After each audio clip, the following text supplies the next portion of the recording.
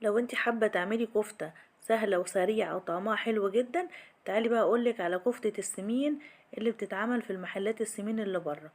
احنا هنا هنحتاج ايه؟ هنحتاج بصلاية كبيرة معمولة في الكبة، وبعد كده عصرتها ونزلت كل المية بتاعة البصل وصفيتها منها وهحتفظ بيها مش هشيلها. ودلوقتي معايا حزمة كده من البقدونس متقطعة، ومعايا التوابل جوز الطيب فلفل اسمر، ومعايا ملح، ومعايا معلقة من كبابة صيني. لو انتي حابة تزودي بهارات تاني تقدري تزودي، بس هما دول بدوني طعم حلو قوي. واللحمة معايا هنا لحمة حمرا فيها شوية كده من السمين عشان تدي طعامة حلوة كده للكفتة. هاجي بقى في الكبة اللي عملت فيها البصل، هرجع اللحمة تاني وهروح احط عليها البصل تاني واحط عليها الخضرة والتوابل. بس هخلي مية البصل دلوقتي على جنب. انا هفرمها كويس كده في الكبة تاني علشان كله يدخل في بعضه، وكمان تتداخل كده وتتسمغ. ولو انتي مش حابة ترجعيها للكبة تقدري ان انتي تعجنيها كده كتير بايديكي لحد ما تطلع معاكي الخيوط دي، عشان تبقى كده ايه، حلوة وجميلة وما تفكش معاكي خالص. تمام. انا بعد ما حضرتها هخلي مية البصل دلوقتي معايا، زي ما قلتلكوا انا مش هرميها، انا محتاجاها. وهاخد بقى الكفتة اشيلها كده في التلاجة حوالي ساعة ترتاح معايا عشان تديني نتيجة حلوة بعد كده.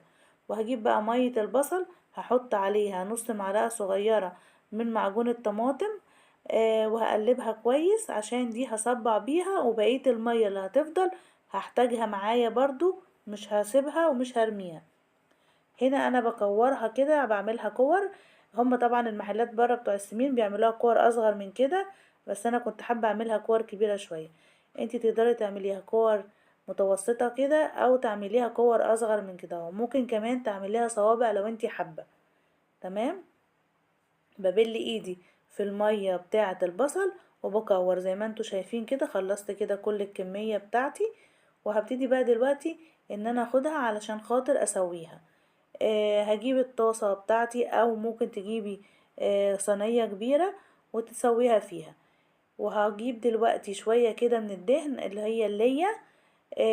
السمين دوت بينزل بقى الدهون بتاعته بتسيح كده فيها، وانا هشتغل عليها. لو انتي مش عندك او مش حابة تستخدمي السمين او اللية ده، تقدري تحطي شوية من الزيت او معلقة كبيرة كده من السمنة. هنا الطاسة معايا سخنة. بعد ما ساحت اللية اللي معايا، رحت نازلة بقى بالكفتة واحدة واحدة علشان الطاسة ما تبردش معايا لو انا نزلت بيهم دفعة واحدة، حبة حبة كده. بخلي النار تكون في الاول عالية علشان خاطر الكفتة تاخد صدمة وما تنزلش المية بتاعتها، وتفضل معايا لغاية اخر وقت كده طرية وجوسي كده وحلوة وجميلة، والعصارة بتاعتها تفضل جواها.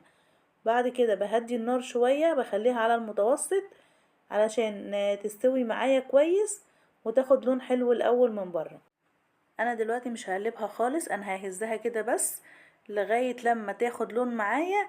ابتدي بعد كده ان انا اقلب فيها في الاول لغاية لما تاخد معاكي لون.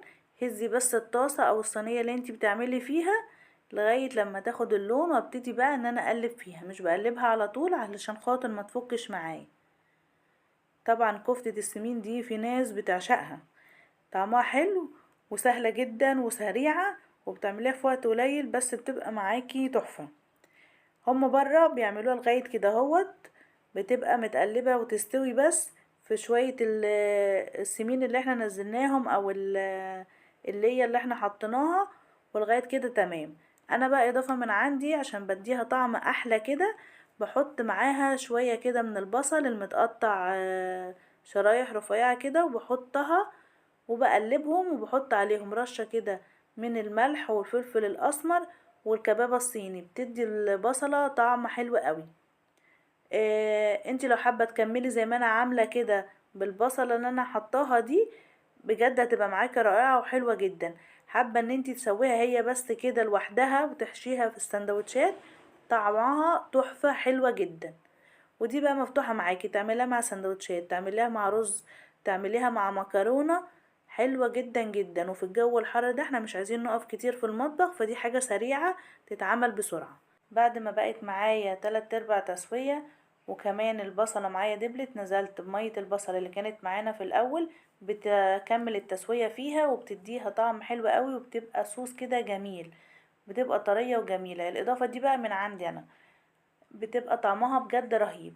دلوقتي بقى هقدمها معاكم.